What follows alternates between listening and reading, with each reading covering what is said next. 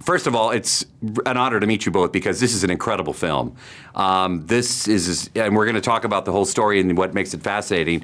But I had read, if I'm not mistaken, that you were a little hesitant to work on this screenplay. Oh, just because I did The Reader, and I felt that after I'd done The Reader, that I didn't want to do any more films about the Second World War and the Jewish or German experience in the Second World War.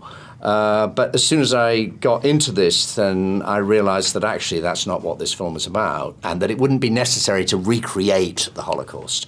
I am not a fan of those movies that do recreate the Holocaust. I find something distasteful about well-fed actors, pretending to endure the things.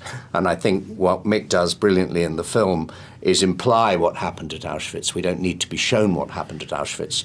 And to me, it's much more full of reverence and much more moving the way Mick shoots the empty Auschwitz than anything you could do with actors. Let's talk about that scene for a minute. Yes. Because that is a very powerful scene, a pivotal part of this story. Did you actually film at Auschwitz? Yes and no. Okay.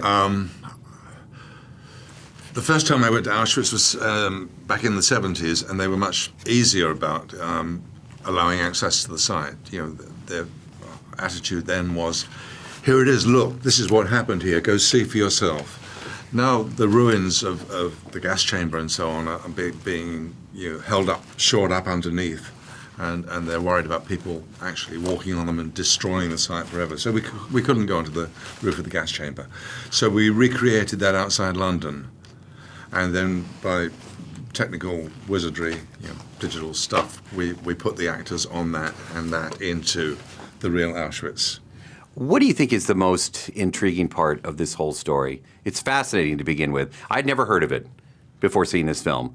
But it's intriguing, and there's so many angles to it, really. I'm just curious what... The idea that you could take someone who is a liar and confront them and hold them to the truth. It's not like a TV interview where you can brush aside unfortunate questions you don't want to answer. There is someone there saying, you must answer the question. The judge is there saying, you must answer the question. In some current political interviews, you don't get that, and I thought that was a very interesting... Somebody says in this movie, the best defense is a strong offense, and that's, I think, a good lesson that we could take from this movie. So you're telling me you're not answering my questions today? I was like, wait a minute, man, I'm sitting right here. No, I know what you're saying.